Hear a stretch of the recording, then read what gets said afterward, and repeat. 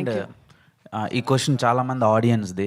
అగ్ని పరీక్ష చాలా టఫ్గా చేస్తున్నారు అని నడుస్తుంది. అండ్ వచ్చిన కంటెస్టెంట్స్ కొంచెం హర్టింగ్గా ఉన్నారు అని బయట ఇదవుతున్నారు. దాని మీద మీ ఒపీనియన్ అండి, అంటే ఏం చెప్తారు ఆడియన్స్కి?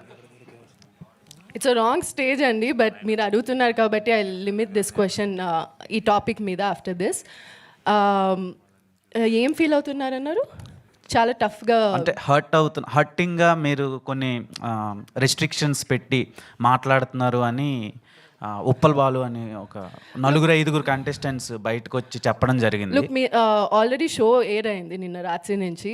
మీరు చూస్తే మీకు అర్థమవుతుంది. యాజ్ జడ్జెస్ అక్కడ మేము డిఫరెంట్ కైండ్ ఆఫ్ రియాక్షన్స్ని చూడాలని మమ్మల్ని అక్కడ పెట్టారు.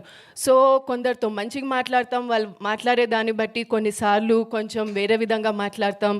కొంచెం టాస్కులు అది చేస్తారా చెయ్యరా, బికాస్ వాళ్ళు ఫామ్లో రాసేదానికి అన్నీ రాస్తారు, బట్ దెన్ అది కరెక్టా రాంగా అని మేము అక్కడ కూర్చొని మేము జడ్జ్ చేయాలి. సో అలాంటి టైంలో డిఫరెంట్ వేస్ మేము మాట్లాడతాం, క్వశ్చన్స్ అడుగుతాం. అది డిఫరెంట్గా బయటికి ఎలా వెళ్తుందో తెలియదు. ఎనీవేస్ షో ఇప్పుడు ఎయిర్ అవుతుంది కాబట్టి చూస్తే మీకే అర్థమవుతుంది. అలా ఏం లేదు. ఓకేనండి, థ్యాంక్ యూ. ఓకే, నవదీప్ గారు, మీకు ఒక విషయం చెప్తున్నాను. నేను ఉప్పల్ వాళ్ళని, ఇద్దరం దమ్ముంటే డిబేట్లో కూర్చుని మాట్లాడదాం దా. నువ్వేందో నేనేందో తెలుసుకుందాం దమ్ముంటే. నాకు బిగ్ బాస్ అంటే ఒక రెస్పెక్ట్, మా టీవీ అంటే నేను ఇండస్ట్రీ వల్ల రూపాయి తిన్నా, ఒప్పుకుంటా బరాబర్. ఈరోజు మా టీవీ యజమానికి ఒక విషయం చెప్తున్నాను.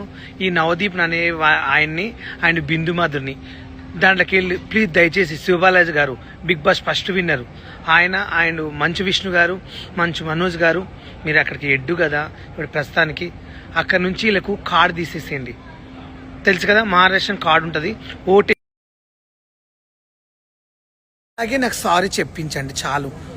ఇంత అన్నందుకైనా నేను చాలా బాధపడ్డా. నా ఫ్యాన్స్ నాకు సపోర్ట్ చేసిండ్రు చాలు, కానీ చాలా బాధపడి ఏడ్చిన. నాకైతే ఇమీడియట్లీ వాళ్ళతో నాకు సారీ కావాలి. వాళ్ళిద్దరిని ఇండస్ట్రీకి వెళ్ళి తీసేయండి. ఇలాంటి వాళ్ళని పెట్టుకోకండి. బిగ్ బాస్ నాగార్జున సార్ నిజంగా మీకు ఒక పేరు ఉంది, ఒక క్రేజ్ ఉంది. నాకు ఇప్పటికీ నాగార్జున మాట అంటే రెస్పెక్ట్, కానీ ఇలాంటి వాళ్ళని తీసేసే. నవదీప్ గారు, నేనంటే బతికేది నా ఫ్యామిలీ కోసము. సారీస్ కట్టుకుని చిన్న చిన్న రీల్స్ చేసుకుంటూ ఇన్ని రోజులు టిక్ టాక్ నుంచి నేను ఏ ఈవెంట్స్ వస్తే ఇండస్ట్రీలో ఏమైనా మూవీ ఆఫర్, సీరియల్స్ అన్నీ చేశా. ఇండస్ట్రీలో నేను రూపాయి తింటున్నా. ఇండస్ట్రీలో నాకు ఒక పేరు వచ్చింది. నేను రోజు నా ఫ్యామిలీ కోసం బతుకుతున్నాను. నువ్వు ఎవరి కోసం బతుకుతున్నావు? నీకంటే పెళ్లి పెట్టాకు లేవు. గంజాయి అమ్ముకుంటా, గంజాయి వెళ్తా తిరుగుకుంటా సమాజానికి నువ్వు అదే నాకు చేసేది. బెట్టింగ్ యాప్లు ఇస్తే కూడా 30-40 లక్షలు అంటే కూడా నేను చేయనన్నా. నేను నీలాగా మోసం చేయలేదు ప్రజల్ని. ఎవరైనా మోసం చేసినట్టు చూపించు.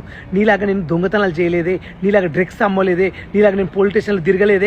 నేను నిజాదిగా నా ఫ్యామిలీ కోసం నేను బతుకుతున్నాను. సారీ కట్టుకుంటాను, ఏమో కట్టుకుని తిరుగుతా. నేనైతే ఎవరిని మోసం చేయట్లేదు కదా.